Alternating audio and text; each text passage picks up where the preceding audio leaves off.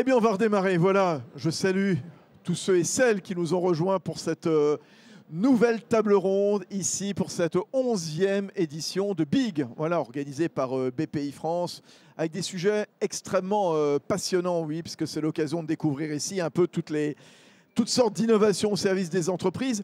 Et comment cette innovation, eh bien, elle est mise au service des territoires. Voilà, n'oublions pas les territoires. Et on va vous le raconter justement, parce que c'est un levier puissant pour améliorer l'accès aux services, réduire les inégalités, renforcer les liens justement. De quelle façon? C'est ce qu'on va voir avec nos deux invités. Jean-Philippe Dogneton. Bonjour Jean-Philippe. Bonjour Fabrice. Jean-Philippe Dogneton qui est le directeur général de la Massif. Oui. Combien de clients sociétaires? 6 millions 4, 20 millions de contrats et plus de 7 milliards d'euros de chiffre d'affaires. Grosse boîte, 12 000 salariés. 12 000 salariés qui gardent l'esprit d'une PME. Bien, tant mieux. C'est ce qu'on ressent en tout cas à votre contact et au contact de vos collaborateurs. Voilà, on sent un côté très personnalisé. C'est ça qui est bien. Ouais. Vous voulez que je vous en raconte un peu l'histoire? D'un mot, parce que j'aurais présenté Victor ensuite. Alors, Jean-Philippe. Non, mais présentez Victor. Alors, Victor Delage, bonjour. Bonjour. Victor Delage, fondateur et directeur général de l'Institut Terram. L'Institut Terram, qui est un groupe de réflexion collégiale multidisciplinaire dédié à l'étude des territoires. Vous œuvrez pour faire de nos territoires des laboratoires de l'innovation sociale, économique également, où de nouvelles pratiques en matière d'urbanisme, de développement durable, d'inclusion émergent et se diffusent. On verra justement ce que vous observez. Jean-Philippe, oncle Jean-Philippe, raconte-nous l'histoire de la Massif. Jean-Philippe Dogneton. Je ne pourrais pas faire sans, tu vois. Rappeler l'histoire d'une start-up, mais qui, ramenée en 1960, s'est créée non pas dans un garage, mais dans une cuisine. J'aime à le rappeler. C'est son côté franchouillard. Et c'est bien comme ça que les choses sont nées. Et 3 individus ont décidé du jour au lendemain de créer une mutuelle en révolutionnant l'assurance. Ni plus ni moins. Alors, y sont-ils arrivés? En fait, ils ont bien révolutionné l'assurance parce qu'ils ont considéré qu'il fallait s'accrocher au territoire, parce que les familles à l'époque étaient assez peu considérées, l'assurance des familles, parce qu'ils ont créé de nouveaux produits, parce qu'ils ont créé le constat amiable pour ceux qui ne le savent pas. Donc, ils ont révolutionné l'assurance. Mais ils ont révolutionné plein d'autres choses. Ils ont révolutionné la gouvernance d'entreprise, en considérant que finalement, elle devait être administrée non pas par des actionnaires, mais par des élus de territoire, des gens pour lesquels on votait et qui représentaient un conseil d'administration au bout du bout. Donc moi, tous les jours, j'ai un conseil d'administration qui est composé de clients ou de sociétaires, et ça change tout parce qu'ils reviennent du territoire et nous font remonter les besoins. Ils ont révolutionné la gouvernance avec les confédérations syndicales. C'est-à-dire qu'aujourd'hui, il y a aussi une sensibilité syndicale des confédérations, mais qui sont aussi des élus de territoire. Donc là, c'est des remontées très importantes. Donc ce sont des révolutions multiples. Révolutions multiples. Alors qu'est-ce que vous observez justement quelque part du haut de votre tour de contrôle, puisque en effet, vous venez de le rappeler il y a un instant, vous avez un pied dans tous les territoires justement. Qu'est-ce qui remonte de ces territoires, justement, et pourquoi vous avez organisé cette table ronde ici à Big? Jean-Philippe Dogneton. Parce qu'il faut se rendre compte qu'un assureur, je le dis souvent, est un observatoire social. Il voit tout ce qui se passe sur le territoire et tout lui remonte, pour peu qu'il soit organisé de la manière dont on le disait tout à l'heure. Et l'on voit quoi? On voit évidemment des grands problèmes de mobilité. Et quand vous n'avez pas de mobilité, vous êtes privé d'emploi. Vous voyez très bien les questions d'habitat. Vous voyez très très bien les questions de génération, d'intergénérationnel, évidemment d'autonomie, de vieillissement de la population. Vous voyez le seuil de pauvreté, les 15%, mais vous voyez aussi le niveau de collecte et d'épargne qui traduit l'absence de confiance, la crainte en l'avenir. Et donc en fait, tous ces faisceaux sont autant d'indices, et j'en rajoute un dernier, c'est la question climatique. Et on voit bien, ne serait-ce qu'hier, la violence climatique qui s'installe, qui crée une nouvelle forme de crainte, et c'est terriblement anxiogène. Donc si vous regardez tout ça, vous avez une mesure, un baromètre social, et vous pouvez choisir vos endroits et vos lieux d'action. Bien sûr. Et quand on se pose cette question, et si on innovait autrement, c'est la question que vous posez Jean-Philippe Dogneton, en quoi l'innovation est-elle une solution? C'est quoi innover autrement? D'abord, moi je pense beaucoup au penser global, agir local. On peut penser global et il faut le faire quand il y a des grands enjeux de transformation comme ça, mais c'est l'action locale qui finalement donne la mesure et bat la mesure. Et il faut trouver des actions qui correspondent aux besoins réels de nos sociétaires. Alors ça veut dire quoi? Ça veut dire financer des associations, le tissu social, c'est-à-dire la corde de rappel absolument indispensable. C'est financer les idées, les bonnes idées qui émergent, l'entrepreneuriat, les pépinières d'entreprise, les initiatives en termes d'économie sociale et solidaire. Et là, vous en avez plein. Ce sont des garages solidaires, tantôt ce sont des accorderies, ça c'est le lien entre les parties, c'est les questions énergétiques, la méthanisation, l'hydrogène vert. Enfin, vous voyez, les initiatives, elles viennent du terrain, nous on aide à les concrétiser. Et puis, il faut aussi faire passer les bons messages. Et donc le débat de territoire, il a une valeur extrêmement, extrêmement riche. Vertueuse, bien sûr. Victor Delage, vous, à l'Institut Terram, vous avez aussi planché sur toutes les fractures dont nous parlait il y a quelques instants Jean-Philippe Dogneton, le patron de la Massif, avec ses éloignements, ce vieillissement, cette crainte du futur, exactement. Qu'est-ce que vous voyez, vous ?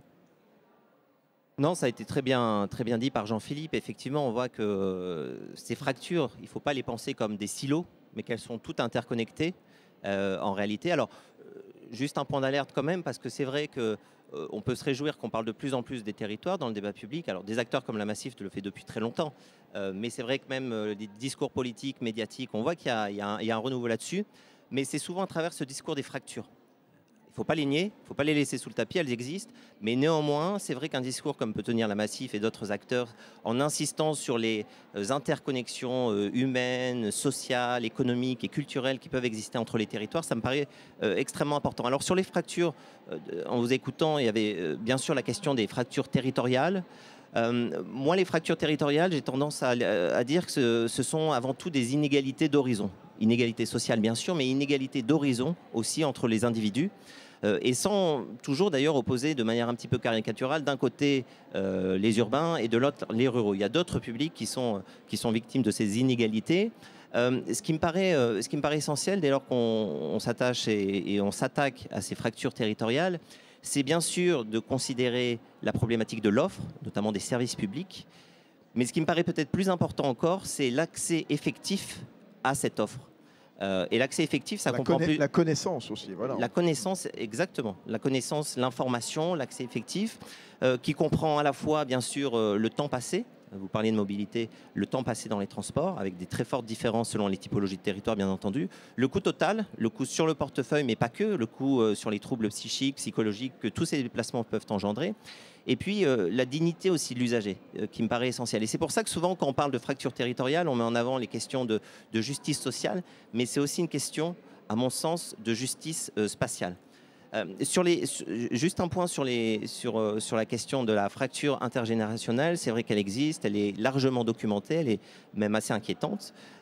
Mais on insiste moins sur la question de la fracture intragénérationnelle, qui elle aussi est très puissante. On a publié il y a quelques mois une étude avec l'association Rura, justement vous parliez de la question des mobilités. On voit qu'en moyenne, un jeune qui vit dans la ruralité, il passe 2h37 quotidiennement dans les transports. Ça, quand on l'explique aux décideurs, ils tombent de leur chaise, très franchement. Ça et d'autres choses, mais ça en particulier. 2h37 versus, par exemple, c'est 45 minutes de ville, plus par rapport à leurs homologues urbains, donc qui ont le même âge. Donc 45 minutes en moins pour passer du temps en famille, pour faire ses devoirs quand on rentre à l'école. 3 fois plus à peu près. Oui, voilà, c'est colossal. Et privé de mobilité égale privé d'emploi et de vie sociale. Il y a ce registre. Vous avez raison, Jean-Philippe. Je confirme, en fait, c'est vraiment ce qui ressort de cette étude. Vous avez raison, Jean-Philippe, c'est-à-dire ça amène à tout un tas de renoncements. Renoncement dans la vie privée pour participer et pour s'impliquer dans des associations culturelles, sportives. Renoncement aussi tout au long de sa construction, de son parcours scolaire, éducatif et universitaire. Je rappelle que 70% des formations post-bac sont concentrées dans les grandes métropoles, donc vous avez beaucoup de jeunes qui ne franchissent pas la chose. Et quand elles le font, parfois elles ont une sorte de complexe, parce que quand elles retournent sur leur territoire, elles ont le sentiment un peu d'avoir trahi leurs proches, leur famille. Il y a un bouquin de Benoît Coquart, sociologue, Ceux qui restent, qui le montre très bien. Et puis, dernier point, il y a la distance kilométrique qui compte, mais il y a le coût. Et le coût aussi, on en parle très peu. Mais un jeune rural, en moyenne, pour se déplacer, il dépense plus de 530 € mensuellement. C'est 200 € de plus que ses homologues urbains. Si vous faites le calcul, hein, c'est très simple, sur une année, c'est plusieurs SMIC. Ouais, c'est ça. Donc voilà, il y a toutes ces combinaisons en fait, de facteurs et de fractures qui s'accumulent et qui peut donner le sentiment à ces jeunes gens d'être un petit peu les oubliés, les invisibles de la République. Jean-Philippe Dognoso, qu'est-ce qu'on fait alors face à ça justement? Je voulais ajouter qu'il y a aussi la question de l'habitat. Hein, l'habitat insalubre, l'habitat passoire. Et ça, c'est aussi un élément de lutte alors que l'on prend en compte. Hein. Qu'est-ce que l'on peut faire déjà? Je pense qu'il faut retisser ce lien social. Donc, on voit bien que les cordes de rappel, il faut absolument qu'elles demeurent, d'où nos réactions par rapport aux suppressions budgétaires qui peuvent exister, hein, parce que là, on va creuser encore l'écart. Généralement, l'économie sociale et solidaire fait ce pont, fait ce lien. Et puis ensuite, il faut essayer d'amener l'énergie, l'entrepreneuriat social sur ces territoires, de manière à vivre aussi correctement, avec moins de déplacements sur le site. Et c'est une espérance de ce public-là qui souhaite rester en famille, pas très loin de son site d'origine. Et à condition, c'est toujours pareil, Jean-Philippe. Mais en même temps, les entreprises prennent parfois le relais. On l'a encore vu ce matin, qu'il y ait des centres de formation, que ces jeunes puissent se former, ce qui n'est pas toujours évident. Et c'est pour ça que les entreprises prennent le relais en disant bah tiens, moi je veux attirer dans ma boîte, je veux me développer dans ma boîte. Les ETI, beaucoup, qui sont vecteurs de réindustrialisation, je vais créer ma propre école de formation. Absolument. On retrouve évidemment les logiques d'alternance. Oui. Tout le monde pousse l'alternance. Mais il n'y a pas que les jeunes. Évidemment, on évoquerait les seniors. De la même manière, ils ont besoin de retrouver l'accès à l'emploi. Donc il faut penser seniors et jeunes. Il faut trouver des modulations finalement par rapport à un contrat de travail classique. Et puis, il faut favoriser encore une fois l'entrepreneuriat avec la création de petites initiatives, mais qui créent beaucoup de valeur. Quand vous faites de la réparation, de l'auto-réparation, que vous permettez d'économiser sur le coût de l'automobile, si vous admettez que le thermique aujourd'hui ne peut pas se substituer à l'électrique brutalement, parce que de toute façon, cette population n'y aura pas accès, il faut aider à auto-réparer. Et il y a des gens qui créent des petites entreprises. Et c'est là qu'on donne le coup de pouce. Alors, qu'est-ce que vous avez imaginé, par exemple, à la Massif? Donnez-nous quelques exemples. Je vais vous donner l'exemple tout à l'heure de la corderie. La corderie, c'est les gens qui s'entraident. Voilà. C'est une forme de troc. On s'entraide parce qu'on apporte un savoir-faire à un autre et puis en contrepartie, on peut apporter autre chose. Ça, c'est le lien social, mais c'est aussi l'efficacité. C'est la création, je le disais, de méthanisation sur des secteurs où l'énergie est un peu plus éloignée. C'est l'autoréparation, c'est les garages solidaires. Vous avez accès à un véhicule à moindre coût pour avoir la mobilité. Ce sont toutes ces micro-initiatives qui sont portées par des tas de gens. On accompagne avec la Fondation 133 projets dans l'année, c'est 3 millions d'euros d'investis, c'est Massif Impact, économie sociale, là aussi on donne le coup de pouce et surtout on accompagne dans la durée. Il ne faut pas que ça flambe sur la seconde, il faut que ça demeure parce que sinon le territoire se vide. Donc c'est toutes ces initiatives qui au fond redonnent de la vie sociale. Alors, et de l'emploi. Ouais. Ce qu'on dit souvent aussi, puisqu'on parle d'innovation, il y a la fameuse innovation numérique qui est partout, évidemment, on ne cesse d'en parler, le digital, la tech, l'IA, évidemment, qui est en train de bouleverser totalement tous les segments de l'économie. Mais parfois, cette innovation numérique, force est de constater qu'elle peut encore exclure beaucoup de monde, bien entendu. Il y a des zones blanches, il y a les seniors, bien sûr, qui ne sont pas toujours bien aguerris, et je ne leur reproche pas, bien sûr, des personnes en situation de handicap. Comment faire en sorte que cette innovation numérique, elle soit réellement inclusive? Jean-Philippe et ensuite Victor. Oui, alors un tout petit mot. Une fois, j'avais fait un article qui s'appelait « Est-ce que l'IA va être mutualiste ?» En fait, l'IA sera mutualiste si on trouve les bons cas d'usage. Et ces cas d'usage, à mon avis, il faut les attaquer par la face nord. Je vais vous donner un exemple. Voilà. C'est quoi la face nord? La Massif a développé un avatar pour les 300 000 sourds et malentendants qui sont aujourd'hui, qui connaissent cette difficulté. Et cet avatar donne des réponses en langage des signes tout à fait adaptées. Vous me direz, pourquoi aller là-dessus? Parce qu'effectivement, il y a une finalité, il y a une logique, il y a un impact. Et c'est ce que je félicite dans nos équipes. Je leur dis, vous attaquez le sujet par la face nord. Et à mon avis, c'est la bonne manière de le faire. Faire la démonstration que l'outil et que l'IA peuvent avoir un usage et une finalité sociale. Et quand on a commencé par ce bout-là, je trouve qu'on crée beaucoup d'espoir et de facilité pour le reste. Rendre cette innovation numérique inclusive. Il y a une grande spécialiste de tout ce qui est le digital et l'IA qui s'appelle Aurélie Jean, qui sort un rapport régulièrement sur l'inclusion algorithmique. Qu'est-ce qu'elle dit? Qu'est-ce que vous avez lu dans ce rapport, Victor Delage? Alors c'est un rapport effectivement qu'on publie fin de semaine, vendredi. On l'a pas encore? Non. D'accord. Il sera disponible à partir de vendredi. Pour des exclus avec certains on va pas le médias. spoiler, mais non, mais pour aller très vite, effectivement, ce que dit cette étude, et je trouve que ça fait vraiment réfléchir, c'est que bien sûr l'inclusion numérique, elle est essentielle. La question de l'accès, la question des formations, toutes ces choses-là, voilà, c'est clair qu'il y a un vrai sujet. Mais néanmoins, elle pose le constat, est-ce qu'on n'est pas aujourd'hui dans une phase un petit peu encore plus loin? C'est-à-dire, est-ce qu'on n'est pas non plus dans une phase d'inclusion numérique, mais plus dans une phase d'inclusion algorithmique? Parce qu'elle montre très bien qu'en fait, vous avez tout un tas d'intelligences artificielles génératives qui sont biaisées, qui disent des choses sur les territoires qui sont totalement faussées. Typiquement, elle donne un exemple que je trouve très clair, c'est vous tapez sur une IA générative une école dans une ville, ce qu'elle va générer, ça va être une école avec des belles infrastructures, de la verdure, le terrain de basket qui va bien, toutes ces choses-là.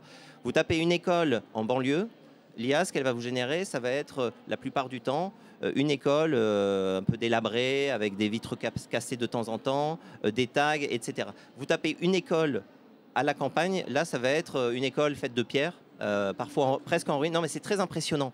Et ce qui est très impressionnant, mais en même temps extrêmement inquiétant, c'est que ce sont ces IA génératives qui vont servir, voilà, qui vont formater, qui vont donner effectivement des ressources intellectuelles et même créer un imaginaire d'image pour ces jeunes et qui seront totalement biaisés et hiérarchisés. Il y a des biais. Voilà, il y a des biais. J'en parlais l'autre jour avec la responsable d'une Legal Tech et qui constatait, et elle est en train de travailler là-dessus, qu'en effet, les algorithmes sont plutôt faits par des messieurs, plutôt blancs, plutôt cadra, quinca, etc., etc. Et que quand une femme va demander un crédit à sa banque, laquelle utilise ces algorithmes masculinisés, eh ben, elle va payer plus cher. Voilà. Et ça, vous y travaillez, par exemple, vous à la Massif, de quelque part, allez, rendre inclusif Écoutez, nous, tous les algorithmes. On a commencé par poser un manifeste qui est à la fois politique et technique et dire l'IA, on va l'utiliser parce qu'aujourd'hui, c'est incontournable. Mais on le fera avec un usage éthique, c'est-à-dire pas de détournement ou de contournement qui finalement aggraverait la situation de public fragile. Donc ça, c'est une première condition. Et c'est une condition absolument indispensable pour qu'un conseil d'administration vous suive dans vos initiatives. La deuxième chose, c'est le corps social, parce que les salariés, légitimement, peuvent s'interroger. Là aussi, vous avez intérêt à les embarquer très tôt en disant « on le fera avec vous et on ne le fera pas contre vous ». Et puis troisièmement, c'est les cas d'usage dont je disais qu'ils doivent être la démonstration qu'on attaque le sujet, pas dans la facilité, qu'on attaque le sujet par la face nord qui est la plus difficile. Et si vous faites vos armes là-dessus, fort logiquement, cet apprentissage doit vous servir pour le reste. Mais il faut cet ordre-là, sinon vous embarquez sur tout et n'importe quoi. Bien sûr. Parler d'embarquer tout le monde, notamment les clients, les collaborateurs, etc. Est-ce que aussi on peut embarquer tout le monde qui est le public, le privé, les acteurs locaux, la société civile?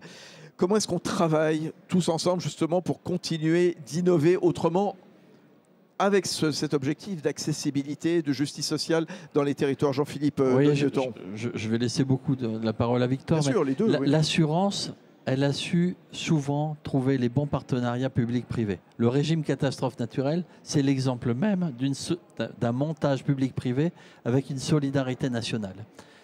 Et je pense que ça s'est perdu depuis, hélas. Donc les choses se font au niveau micro, au niveau territorial, le plus fin, et c'est une action indispensable, mais les grandes visions macro, privées, publiques, elles se sont perdues. Je pense que ce savoir-faire qu'on a vraiment connu à un moment donné, il est devenu extrêmement clivant entre les entreprises et le monde public, parce que ça manque de stabilité, parce que ça manque de long terme. Regardez les questions de santé. Est-ce qu'on a une vision pluriannuelle de la santé aujourd'hui? Non. On procède par à-coup. Donc construire quelque chose, ça suppose quand même d'avoir une vision. avoir une vision et quelle coopération on peut mener justement, Victor Delage, notamment au point de vue local. Hein. Je disais, il y a des tas d'acteurs. Il y a des entreprises, il y a des groupes mutualistes comme... Le local a souvent la durée. Voilà, c'est l'avantage. En plus de ça, voilà, bien sûr, la pérennité, on le voit dans certaines entreprises familiales, évidemment. Et puis, il y a les élus locaux, il y a les écoles aussi. Enfin voilà, il y a tout un petit monde quelque part qui devrait s'agréger. Non, clairement, ça fonctionne en écosystème, souvent sur le temps long, vous avez parfaitement raison. Là, ce que je retiens aussi, c'est que vous avez raison, il y a une vraie attente des citoyens à avoir des entreprises engagées aujourd'hui sur leur territoire. Et c'est assez intéressant à regarder comme évolution, parce qu'il n'y a pas si longtemps encore, pour de grands groupes, mais pas que, leur objectif, leur stratégie de communication, de développement, c'était de montrer comment ils s'inséraient dans les courants d'une mondialisation dite heureuse. Aujourd'hui, c'est vraiment d'avoir une empreinte locale, territoriale. Alors la Massif le fait depuis longtemps, d'autres groupes français aussi, mais c'est très intéressant de regarder par exemple des groupes à l'international comme même Burger King, comme Airbnb, qui eux marketent vraiment toute leur communication sur le territoire. Airbnb par exemple, vous dormez 2 nuits à Saint-Brieuc, on vous offre la 3e nuit. Burger King avec des burgers, le Cantal, des burgers Pays Basque, etc. Donc ça c'est vrai qu'il y a une vraie attente, d'autant plus qu'on est dans un moment où il y a une extrême défiance à l'égard de l'espace politico-médiatique. Moi c'est ce que j'appelle la crise de la double représentation. Vous avez 3/4 des Français qui ne font pas confiance aux politiques parce qu'ils ont le sentiment qu'ils ne parlent pas de problématiques qui les concernent, de leur quotidien. Et ce qui est inquiétant, c'est qu'elle se combine avec une crise de la représentation médiatique. C'est la même proportion qui considère que les médias ne les connaissent pas, voilà, ne connaissent pas leurs préoccupations. Donc c'est vrai qu'il y a une vraie demande à ce que les entreprises s'engagent. Il y a Raphaël Llorca notamment qui avait sorti un bouquin là-dessus sur le roman national des marques qui montrait que voilà, les politiques ne parlaient plus de ce roman national, ne l'incarnaient plus et que les entreprises justement avaient pris le relais, redonné du sens, effectivement. Et ça se voit d'ailleurs dans les baromètres de confiance. Vous avez vraiment à l'égard des petites et moyennes entreprises, mais aussi à l'égard des plus grands groupes, une véritable confiance qui augmente, et particulièrement depuis la crise de la Covid-19, chez les Français. Jean-Philippe Dogneton. Oui, il y a un enseignement qui me surprend toujours avec grande satisfaction, c'est que quand on a la force d'une marque ou la puissance d'une marque comme la Massif, un instrument comme sa fondation arrive à faire travailler des gens ensemble, des gens qui naturellement s'évitent. En réalité, entre des organismes locaux, des financeurs, des entrepreneurs, et jouer le rôle de mise en relation et permettre à tous ces gens qui s'évitent de travailler ensemble, c'est une vraie force d'une marque. Qui doit prendre le leadership pour faire en sorte que tout ce petit monde se mette à parler? Écoutez, tous les gens de bonne volonté, et en l'occurrence la Massif, elle force les portes. Oui, mais enfin, vous êtes né là-dedans quelque part. Le côté mutualiste vous aide nécessairement. Hein. Oui, on ne va pas s'en plaindre. Non, Victor Delage. Nous, justement, on a récemment sorti une étude sur la responsabilité territoriale des marques. Alors, ça ne va pas à contre-courant de la RSE, la responsabilité sociale des entreprises, la responsabilité territoriale des entreprises, pardon. Ça ne va pas à contre-courant de la RSE, mais ce que ça montre, c'est que la RSE, qui, à l'origine, était construite sur le volontariat, plutôt pour s'appliquer d'ailleurs aux grandes entreprises, petit à petit, il y a eu un effet de ruissellement, et maintenant, vous avez beaucoup de TPE, de PME qui en souffrent. L'idée de la responsabilité territoriale des entreprises, justement, c'est d'agir à l'échelle locale, au sein d'écosystèmes territoriaux, de mesurer l'impact, vous en parliez, économique, mais aussi social, sociétal, que peuvent avoir des entreprises en finançant des associations, les sapeurs-pompiers, toutes ces choses-là, et vraiment en étant sur une approche horizontale plutôt que verticale. Vous avez totalement raison. Ce matin, on était avec une partie de l'équipe de KPMG en France. Ils ont sorti une étude, ils sont très ETI, hein, KPMG, les entreprises de taille intermédiaire, donc grosses PME, enfin voilà, qui font jusqu'à 1,5 milliard de chiffre d'affaires. Et ces ETI, il y a une contribution des ETI dans le développement local, c'est-à-dire qu'au-delà du business, en plus, elles s'installent souvent pas forcément dans des grandes métropoles. Il y en a évidemment à Marseille, à Paris, à Lyon, à Strasbourg, etc. Mais elles sont souvent dans des villes moyennes, dans des territoires reculés. Et en fait, elles sont à la fois créatrices d'emplois, d'innovation, vecteurs de réindustrialisation. J'ai en tête Nature Opéra qui fabrique des couches écologiques. Il s'est installé où ça? À Bully-les-Mines. Donc vraiment en territoire minier, un peu sinistré dans le Pas-de-Calais. Maintenant, hop, ça redémarre. Ils embauchent. Et en plus de ça, il y a une contribution, j'allais dire, au-delà du business, sponsoring du club de foot, Bien sûr. Mécénat pour le CHU local, Aménagement des pistes cyclables. aménagement des pistes cyclables, mécénat de compétences. Et ce qui fait que finalement, les entreprises prennent de plus en plus le relais justement de cette absence de lien parce que l'État est parti, parce que les collectivités locales sont endettées, etc. Vous l'avez constaté, vous, Jean-Philippe, hein? Évidemment. Et on a aussi la qualité de vie de nos salariés. Enfin, c'est absolument démontrable. Donc, quand on crée cet écosystème, si je prends l'exemple de Niort, les transports collectifs sont gratuits. Oui, c'est vrai. Et là aussi, ça favorise tout un écosystème. Puis vous avez les emplois directs et indirects. Donc ce qui est très important, et on y veille, c'est de garder des multisites. Et sur des sites qui sont parfois pas les plus connus ou les plus reconnus. Mais c'est ça l'implantation locale. Ouais. Est-ce qu'il y a des questions ou pas dans la salle? Sinon, moi, Ah, madame, attendez, je vais vous poser la question.